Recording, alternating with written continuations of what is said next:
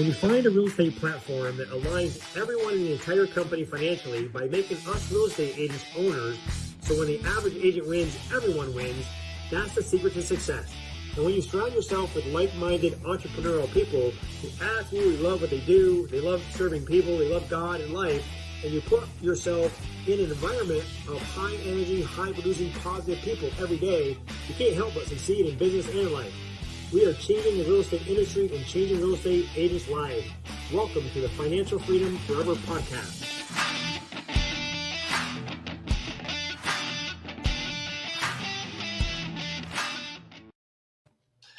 Well, hello, everyone. Welcome to the Financial Freedom Forever Podcast. I'm super excited to be introducing my friend, Megan Farrell-Nelson from Palm Coast, Florida.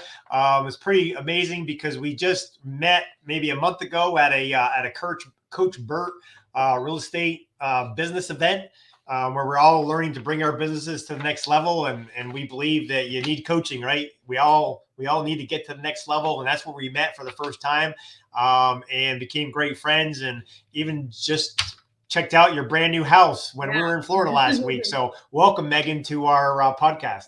Thanks, Andre. Happy to be here. Excited to chat with you. So we'll just jump right in, and I'll just let you tell your story a little bit. Tell us a little bit about your real estate journey. I know when you first started, it was just yourself and your husband Brady in real estate, and things have really grown. But let's go through your background a little bit and share with our listeners a little bit more about Megan.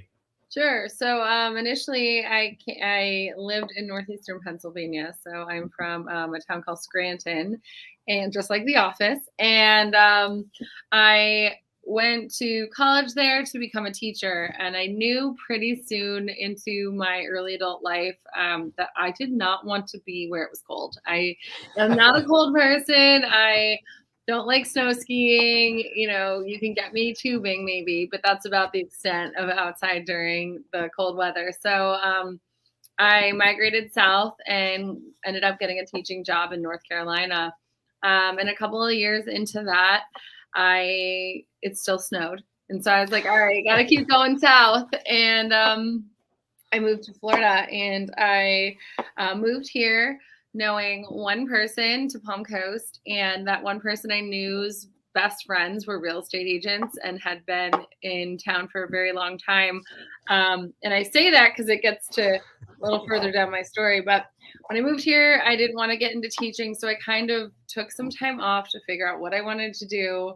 And like any good Northerner that moves to Florida, I decided to get my real estate license because that's what everyone does, right? And so I got my license, not really understanding. I think hindsight, like if I knew how much work I was getting into, I don't know if I would have jumped as fast, but I didn't really understand what it meant to get a real estate license and what that job really entailed. I just knew that it was an opportunity that was in front of me. And as a 26-year-old who, like I said, knew like 4 people and 2 of them were real estate agents, I just jumped in with both feet. But because those friends were real estate agents, I wasn't getting referrals from my network, right? Because all Right. referrals were going there.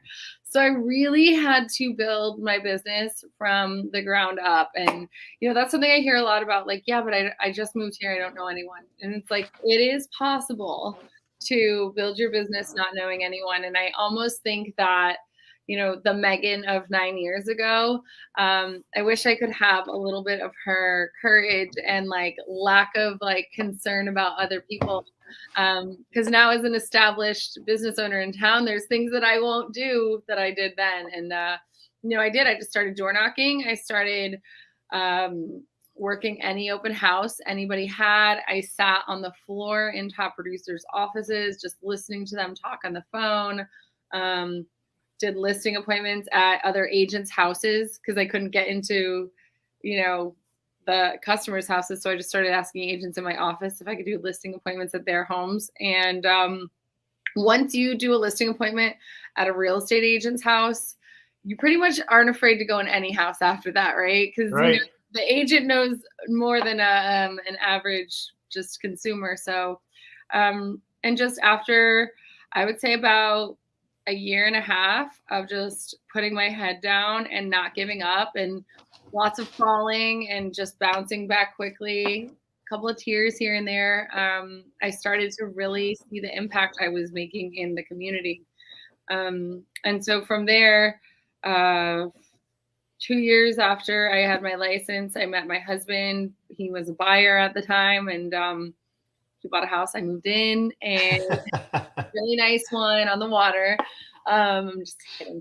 But so he was a was a financial advisor. And it was that year that 2 to 3 mark, where things really just started to take off for me in my career. And it was also about 2015, 16, 17. So, what the market was doing then as well. And so it kind of got to a point where, and previously I had built the team with outside agents. I had no idea what I was doing. I just kind of was like, hey, I don't want to work every single lead. So come on. I had like weird commission things set up, not really set up for success. So I ended up dissolving that and was like, Brady, I need help. And so he ended up getting his license and coming on, and he and I are polar opposites. I'm high D, high I, he's high S, high C. And so it really made for an amazing team. Right. And so, for the last 5 years, we've been working together.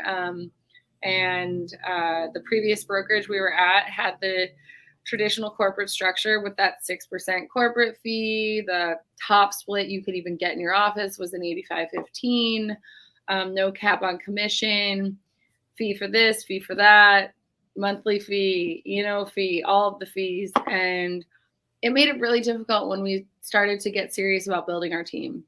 And so as we were bringing agents on our team, they weren't making money. I wasn't making, no one was really making money. It wasn't really super mutually beneficial for people. And we hit a point where we were kind of at the top of where we could get with our previous broker. And, honestly, I sat down with her and I said, listen, like, we're going to open our own. Like, that's what we're talking about right now. We are really just trying to see if that's the best fit.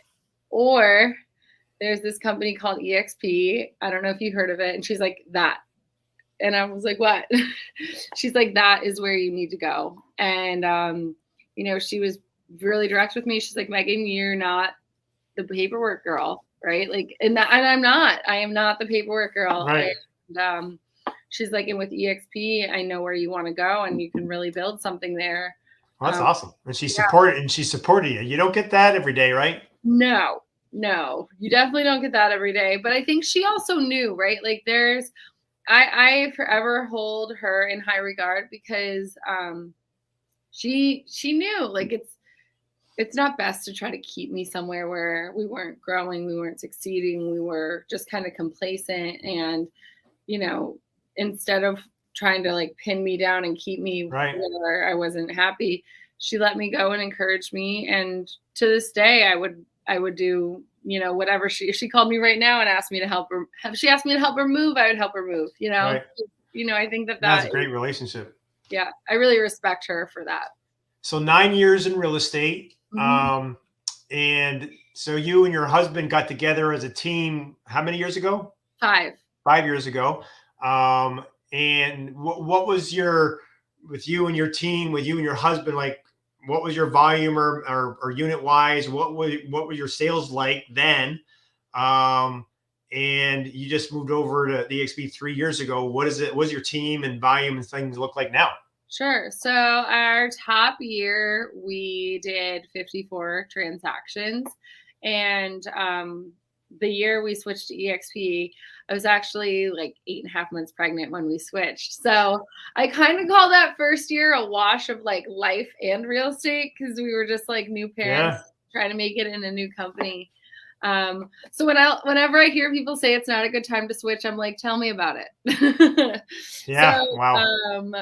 So that we just started our 3rd year. So the last 2 years, well, we had the pandemic and this year, and last year, I think we transitioned roles a little bit, and Brady took over the head of like as the team leader and the production, and I moved into more of a marketing agent management role. And last year we kind of got it all set up, and now this year Brady's had a goal to sell 100 homes, and we are on track to hit that goal. We just Fantastic. Thank you. Yeah, we have. I just did the numbers. I think yesterday's closing was 30, and we have another 12 pending right now. So that is the most that we've done ever. And so I'm really excited because it's not like, I think like sometimes it could be this misconception that like I switch companies and my world's gonna like all come together, right? But it took us year 3, to hitting our 3-year anniversary when we really are like, okay, this team structure is really coming together. Okay, like we're implementing all of the skill sets we're learning from the agents around us, and we're seeing results because of that. The most important thing for me is that I am able to be a mom again. And that first year of Elijah's life, that's my son's name, Elijah, I really wasn't, because I was like torn between running a business and being a mom, and I didn't understand the power of being both and managing my time efficiently to do so. So really over the last, I would say, year and a half, I've, reached out to a lot of working moms in our group, parents in our group, and just have learned better time management skills. And so now, like, non-negotiable, I drop my son off at school. Non-negotiable, I'm picking him up usually around 3:30. And so it's really changed. Not only are we making more money, but I have a better life. And now you have a team set up, right? You have, I think you said, 6 agents on your team, yep, and like 24 in your office, and you opened up a branch office. That's a big deal too. Yeah. So it's really exciting. I was on the phone with my title rep yesterday for a different deal, and she's like, "Oh, congrats on your new contract." And I was like, "What do you mean?" She goes, "Well, I just got it in my email." And I was like, I didn't send it over, but I'm like, sweet, like that's what you want, right? Our team is doing things, and they're sending over contracts without, me having to get too involved. So yeah, now instead of having a real estate job, like we all start with, now you have a real estate business. Yeah, exactly. So, and it's because of the resources that we have available to us. It's because we have a safety net, so I don't have to stress about where the next deal is coming from. It's because Brady's goal this year is to do more transactions, but we were able to take in our building, we really look at long game, right? We really analyze long game instead of like overwhelming ourselves to try to grow while we're strategizing. We kept our production where it was while we were figuring out where did we want to go. And so last year we sold less homes than we did at our previous brokerage, our top number. And actually, no, last year we sold the same amount, but the year before we sold less homes during COVID, but we were making more money because we have a cap on commission now. We have the additional opportunity with revenue share. We have the stock awards and the agent equity program. So just knowing that we have that safety net there just has allowed for us to focus on what we need to focus on instead of stress about, the things that we end up stressing about as agents. And isn't that most important is not how much income you earn, it's what you net, Yeah. If your expenses, if you can do the same amount of deals, but reduce your expenses by a huge amount, that goes to your net, right? So there's a lot of different factors. I always just tell people, just do the math, do the 100%, do the math, and then make an educated decision as far as, when they're looking to make a change. But now, one thing that was pretty eye-opening was this year on like our 3rd year anniversary, when I went through all the things, right? All the numbers. The last year at our previous brokerage, we paid them more than we've paid EXP in 3 years. Wow. Yeah. Wow, that's incredible. Yeah. So just from a simple cap on commission, and I mean, we icon as well. So, that is something that as a team we do, and it does benefit us a little bit more than if you're not hitting that level. But just simply by switching companies, we hit a raise. So. Yeah, and hitting icon, congratulations, is a big deal, right? You pay in your 16 grand cap and you get up to the entire 16 grand back in stocks. I mean, it's like companies paying you to be here, and that's it when it comes to decent, good producing agents. Yeah. So that's pretty cool. Now the topic of we advertise there on our Facebook or our podcast page was how changing one thing in my life changed everything in my business, including doubling your income. So let's unpack that a little bit. And before you start, I want to just tell our listeners, hey, if you have any questions for Megan, the mom, Megan, the business owner, anything, I don't think anything's off limits. Go ahead and ask in the chat, and we'll ask away and get her feedback on what she's doing to balance everything and double her income and be a mom and a great wife at the same time. But let's unpack what was that thing that you changed that changed your business and doubled your income? So about a year and a half ago, it was after COVID, and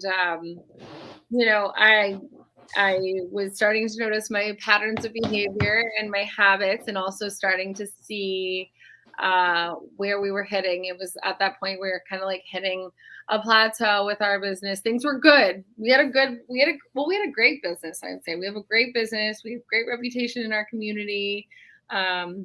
We were being acknowledged by our community. We were acknowledged as the Citizens of the Year. Like, all these really great things were happening for us, but we kind of were just like stuck at this, like, I don't know, this level here. And I started to examine, like, what were my habits and what were like things that I was doing consistently that weren't serving me anymore. And, of course, like the regular exercise wasn't happening. Right. My diet wasn't in check. Like, things like all of those, like, holistic approach to like being a human weren't really there. And I looked at like the one thing that was keeping me from all of those other things, and it was alcohol. And, I definitely enjoy going out for conferences. I definitely enjoyed going out of town, things like that. But with COVID picking up, it just became, I wasn't a big drinker at home or anything, but with COVID, it kind of became just we're home a lot more, habits changing. And I ended up noticing that I was drinking a lot more at home, which just meant drinking a lot more often. And that wasn't serving me. It wasn't serving me as my health. It wasn't serving me in my business. It wasn't serving me spiritually. Absolutely was keeping me from a spiritual connection. And so I made the decision to remove alcohol from my life. And it really wasn't something that I thought would be like a forever change by any means. I was like, let's take this out, see how the rest of life goes and things go. And I will tell you, it is not at all what I expected it to be. I kind of thought it was just going to be like removing this negative thing. And really it was so much more. I've had the opportunity to really like if you think about why people turn to alcohol or food or working or insert whatever quote unhealthy behavior, it's typically to avoid something, right? You don't want to feel a certain feeling, or you don't want to handle a certain situation. And I started to notice all of the things that I didn't want to handle or feel coming up. And that was a challenging first year. I'm not going to lie. It was a challenging first year. I joke around, like, I felt my feelings for 365 days, 24/7. Like, sobriety is cool, but feeling your feelings, I don't recommend it. But it was actually, now that I am almost, actually yesterday was 20 months, I think. And 20 months yesterday. And so, it's something that I really don't want to introduce back. And it's allowed for me to really, it changed everything in my life. I'm a much more present mother. Just what alcohol does to a brain, it just like the chemical response that it has. It allowed for me to, after, the first 6 to 12 months, it allowed for me to remove some of that brain fog. At the time, I was anxious. I was so anxious. And I really thought that it had to do with real estate. I thought just like, this is how life is, right? I'm a mom. I'm a business owner. I work in a very high stress career. Anxiety is just part of my life now. Right. And also staying up at night. I had really big issues sleeping, regardless to if it was a night I was drinking or not. And I thought all of it had to do with real estate. And it turns out that alcohol was contributing to my inability to sleep or stay asleep. Definitely contributed to my anxiety levels. I just wasn't feeling well. So I wasn't exercising. It didn't make me want to eat healthy, Right.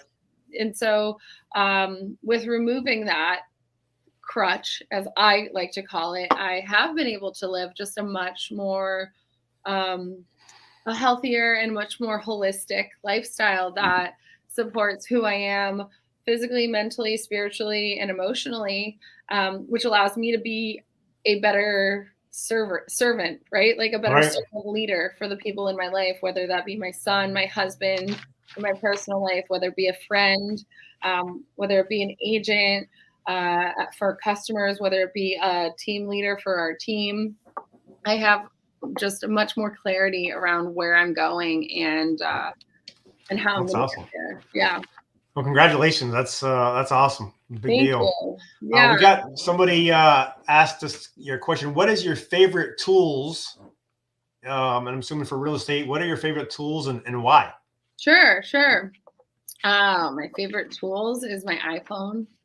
I know that seems silly, but like 100% my iPhone is absolutely the top tool that I have in my business.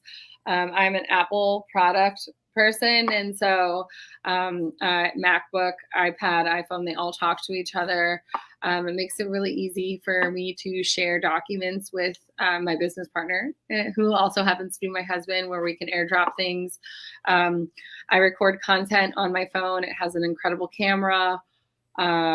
Social media, I do a lot on social media. And so just the versatility of the different apps you can download depending on your goals. And even a scanner, like the Notes app has, Right. if you don't know, the Notes app has a scanner built into it. So you can be at a house, bring a contract with you, especially with these crazy multiple offer situations, right? Bring a contract with you and you can right there, scan, email it over before you even leave the property to get a leg up for your customer. So my iPhone is one of my top tools in my business, and feel free to reach out if you have any questions around that.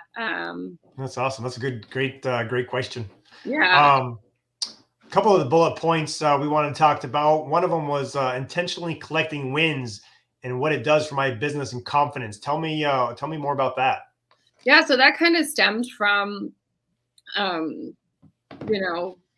giving up alcohol. I mean, I did it before, but I really didn't have like the real win collection there. But I needed something to kind of give me a boost every day. So I started a win the day checklist. Matt Smith, actually, shout out to Matt, introduced me to the win the day checklist. And what this allows for me to do is to create my list of things to do, right? Like, we're real estate agents. We can work 24/7, 365, Right. still not get it all done, right? So my win the day list, or I do my to-do list, and then I go back through and I look at the top 3 things that I need to do to move the needle in my business. So sometimes that's get an addendum signed. Sometimes it's a market update video. Sometimes it's take a walk in the middle of the day. Like, if I have a stressful morning and I know what my morning appointments are, I'll put in there afternoon walk. And so I don't leave my desk. I have them right here. I don't leave my desk until those 3 things are done. So you can see I put them in Post-its. All right. Post-its. Yeah. And that's super bright. It brings my attention back to it. If I get distracted, as agents, we tend to, right? Like, our phones ringing 24/7. And so that win the day list really helps me to stay focused, move the needle in my business because all of those are needle moving activities. And also I have on the other side of my desk over here, I have a collection of all my Post-its for the week. So it allows for me to, get off a bad call and look over and be like, you're still doing it, right? Like you're getting things done that are making a difference. And, wins can be anything. I think sometimes like as agents, we think like we have to get like a win has to be getting the house under contract, or a win has to be, the commission check. And especially in the market that we're in right now, where we're writing multiple offers for buyers, we're seeing more, we're having to have these quote negative conversations with our customers that are like, sorry, you didn't win the fourth house you wrote an offer on, So it's super important now more than ever to celebrate the little wins and to pat yourself on the back, because that's what's going to keep you going through these hard times. Because this is a hard market right now. Like everybody, I think every agent knows that. Everyone knows that it's not the most fun experience. And even being on the receiving end of multiple offers, I always stress about that too. I'm like, I have to tell people no, no one wants to do that. And so I think like by having a win the day list or whatever system you put into place that allows for you to collect those wins at the end of the day, to reflect back on them and be like, yes, I moved the needle in my business today. Yes. Like even if I didn't get all of these other 27 things done, I've gotten these 3 things done. Right. It lets me stay out of the gap. That's right. That's right. I was going to ask you, did you get that from the Gap and the Gain book, the 3 wins? So I actually got it from Matt Smith. He's an agent. He might have gotten it from the Gap and the Gain book. I don't know. I'll have to ask him. But I actually got it before I read that book. Okay. Yeah, I just read that book recently, and it's a game changer. Yeah, that's awesome. Yeah, Gap and the Gain. Read that book if you're listening to this. That was a game changer for me. Another bullet point we wanted to talk about was money-making activities, prioritizing money-making activities. Is that the same with your checklist or your what we just talked about, or is that something different? Yeah. So that goes in line with the win the day list.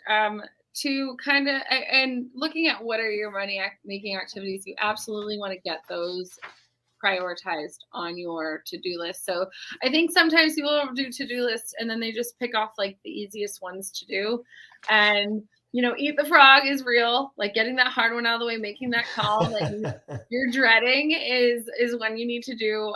But with definitely prioritizing them. But also I think understanding your dollar per hour, like what are you worth per hour and what can you pay someone else to do for you? And for Brady and I, this looks really different because like I love doing video, so I will go shoot a video all day long. He hates it. So like we kind of shift responsibilities with that. And I don't like doing paperwork. He loves it. He loves it because it helps him organize our data, right? So he does that stuff. Both of those are super important things.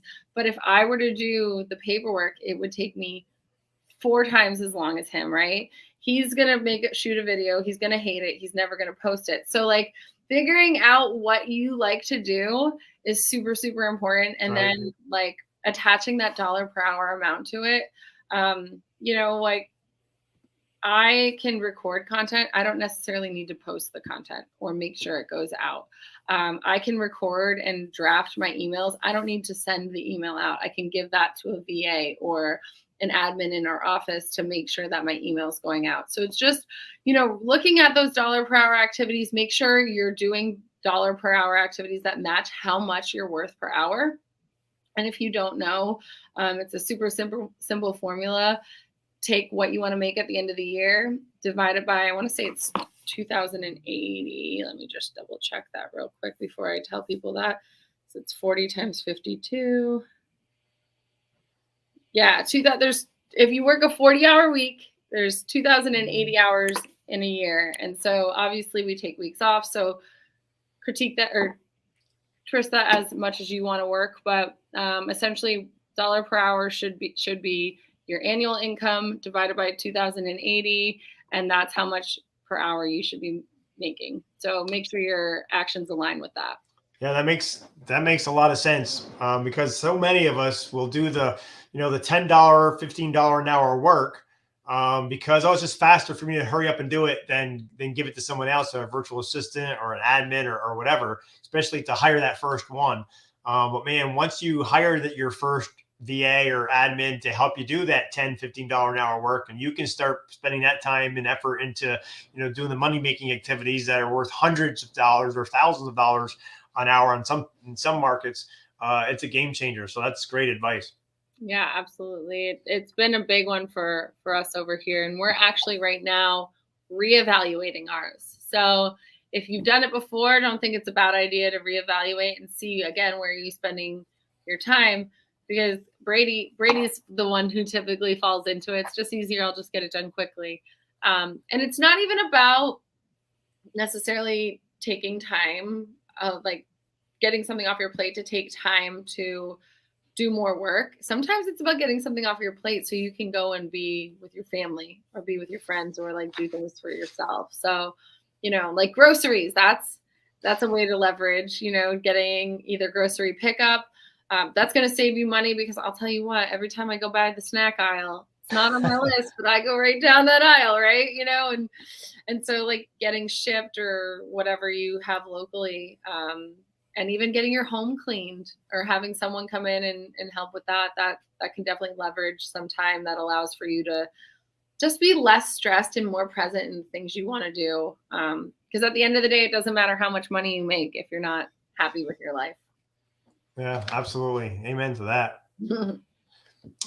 Another one of our bullet points was, leveraging people and technology and having more money while working less hours. That kind of pertains to that as well. But is there anything else you want to elaborate on that at all? Or no, that's really kind of okay. it. I mean, I guess the biggest leverage the top in my heart leverage person we have is our transaction coordinator. And my goodness, without that person, I would be lost. And if Brady was here, I would totally say it with him. But he's somebody who's like, well, the commission's not high enough. We're not going to pay someone. And I'm like, no. You can't look at like how much your total commission is, whether they're worth it. It's how many hours they save you. And Right. It's not even just the hours per activity. It's also the mental headspace that I know like someone else is monitoring contract dates. And yeah, I have them on my contract or on my calendar in front of me as well, but it's just nice to have that safety net there. So, Right. that can be, I mean, you can leverage that can be a remote position, that can be a per deal position. That is the top. If you're looking for a hire right now listening in, I would definitely consider a transaction coordinator because it just frees up more space. I think our 3 jobs as a real estate professional is number 1 is prospecting, Right. getting new business. Number 2 is follow up, and number 3 is like the negotiation part of things, Right. like the contract stuff. And if you are spending time focusing on deadlines and following up to see if they got their loan app in day 5, that's time away from prospecting for new business. That's time away from following up with your leads. That's time away from potentially negotiating a different contract. And you're never going to get ahead if you're having to go back and do those other things. If you can get the contract, hand it off to the person beside you, and you guys run alongside each other, for us, that has been a huge game changer. And there's all different technology platforms to keep that stuff organized. That really helps you communicate with each other about it. Yeah, absolutely. You're running your business like a business instead of having a single agent having a job. It makes a big difference for sure. Well, and honestly, at the end of the day, it's not what's best for the customer. And right. I know that's a very bold statement because I would say probably, the vast majority of agents don't use a transaction coordinator, but I think that position is absolutely key. They are there to communicate with the customer as well. And now we get like, everyone tells us like, we love Joanna, like Joanna. I was like, well, what about me? But it makes me so happy that our customers love her too. And We all have our strong points, right? We got to do what we're really good at, what we really enjoy, and then let other people do what they're really good at and what they enjoy. Yeah, and then the customer and the client get that much better service. And we can't do it all, right? Like there's zero chance, like we mentioned earlier, like we could work 365 days a year, 24/7, and we still wouldn't get it all done. And especially not at the highest level possible. So. And no matter what level, I mean, if it's your first hire or if it's your third or fifth, and as your team continues to grow, you always start hitting a ceiling at some point. When I was a solo agent, I hit a ceiling at 40 deals. I couldn't do any more deals and work any harder than I was. And I finally got, a buyer agent, and that next year went to 79, then got an admin and went to 109. Now, if I would have took my coach's advice, told me to get the admin and the buyer agent at the same time, which I should have, I could have went from 40 to 109 deals in the first year. Yeah. Right. But hey, we all learn from our mistakes. And even though we pay coaches a lot of money, sometimes we don't always take all their advice. But that's a good lesson learned, that we try to do a better job of that now. Yeah. So with 3 years, 9 years in real estate, 3 years at EXP, what would you say was the biggest thing for you, why you came over to EXP? What was that top one or two things that made a big difference in you and your broker even saw it? Sure. So I think the number one thing was that we would make more money. We're in a for-profit business, right? Like I could go and do any kind of job to make money, but I want to figure out how I can stay in the real estate field and make more while having a higher quality of life. And EXP provided that solution for me with the cap on commissions, the stock award. Just looking at our numbers, we knew we would be, icon agents, and absolutely we knew we would cap. And so it really was kind of a no-brainer from that perspective alone. Okay. The other reason that we switched was because of revenue share opportunity.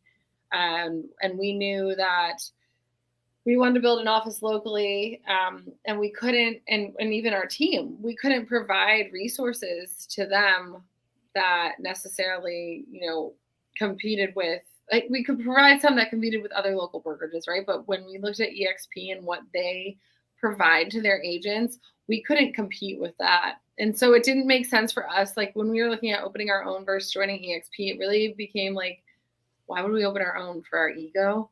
Because our name's going to be on the sign. It's like our name's still on the sign with our office here. And we are able to offer our agents so many more resources than we ever could independently, and which allows for us to grow our rev share. And now that we're here, it's the network. Like that, I knew everyone was good at EXP, right? Like I knew like top teams were there. I knew like smart people that I respected in the industry for years and years. I knew they were there.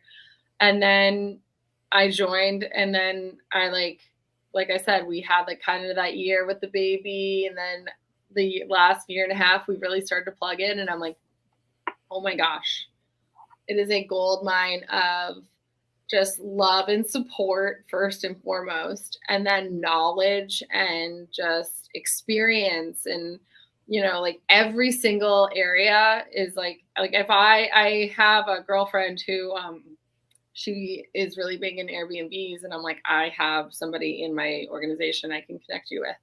Right. And, like if I have right now another broker that I'm speaking with about switching over, and I've talked to you, and I've talked to, a couple other people, like, how do I help this person's, like, how do I help show them what the opportunity looks like to see if it's best for them? And I've got 3 people who are like, oh, well, I was at that brokerage here. Let me break it down for you. And right. So it's like every single problem you could have. Hey, I want to open a satellite team, 45 miles away. Can you help me do that? Yep, did it already. So it's like you're not starting over. Or even something so small like, hey, I sold 12 houses last year and I want to go to 30. Can you help me do that? It's like, yeah, someone can. So that really has been the value. Of course, the income to just the basic of being alive, right? We need to have an income. That Sure. is the primary, but the secondary absolutely is that network now. Yeah, the network, I mean, it's pretty cool. I mean, we have access to everybody. You know, we have 80,000 people now and with EXP, but we all have our own network of smaller groups. And like you and I mean, we're not in each other's teams, you know, as far as on my team or vice versa, but we're in our what we call our Honey Badger group that's under, you know, Jake Kinder and Mike Reese, the guys that give us access to their NAEA, National Association of Expert Advisors, all their coaching and training at no cost. We're in that group, and that's how we kind of met at that couples retreat and that business retreat that we went to.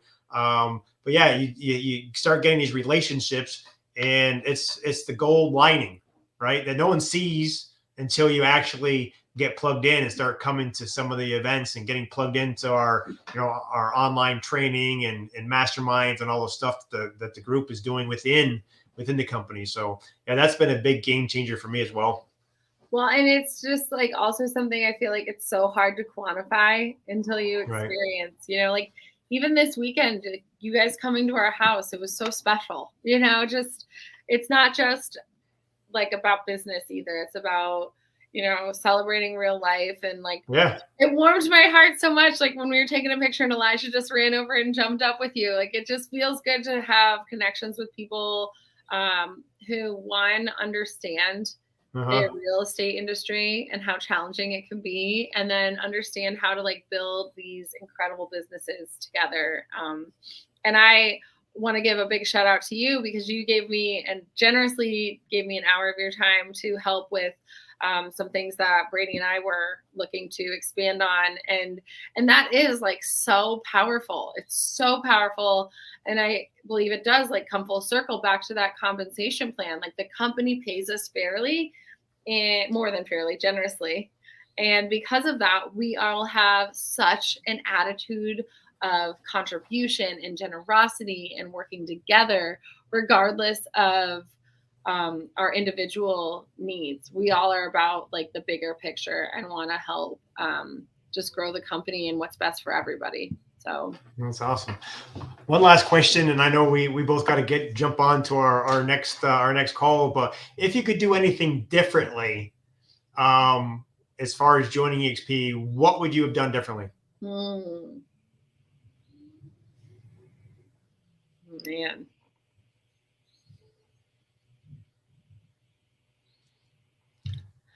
I don't know. I am a very big, like, everything is the way it's supposed to be. Happens for a reason. Yeah, and happens for a reason, but is the way it's, like I'm here today because of things that I might have changed in the past. So I don't think I would change. Okay, good. Yeah, I really don't think I would change anything about it. Because I feel like, you know, like I am a believer of God, in God, and I feel like He has led me to have the right people at my life at the right seasons. And, you know, there are a lot of people in EXP who've experienced growth quicker than Brady and I, per se. But I still think in 3 years, you know, an organization of just under 30 is a great group. And I really do feel like we're building a foundation, a solid foundation for where we need to go. So I don't think I would change anything. I think that we are doing it the right way for us. And we're finding our own path in this journey. That's awesome. Yeah. Well, I appreciate your taking the time with me today, Megan. If there's anything I can do for you, let me know. I'm sure we'll be meeting at one of our next events soon. Yeah, actually, it will be coming up next week, right? We're going to Tennessee. Yep. So, yeah, that's awesome. Thank you, Andre. Yeah, and grateful to be here. And if anyone has any questions about a journey into recovery, feel free to reach out. Happy to share my experience. Yeah, absolutely. And if you're a real estate agent looking to get into real estate, or maybe a top producer, you know, anywhere's in Megan's marketplace, I think what areas do you cover, and are you taking team members or looking to grow, right? So how can someone reach out to you if they're anywhere's in your market by Palm Coast or in that vicinity? So Yeah, we're in Northeast Florida, Palm Coast, St. Augustine, Jacksonville, Daytona. We are hiring right now. We have a lot of incredible resources for agents that we're bringing on.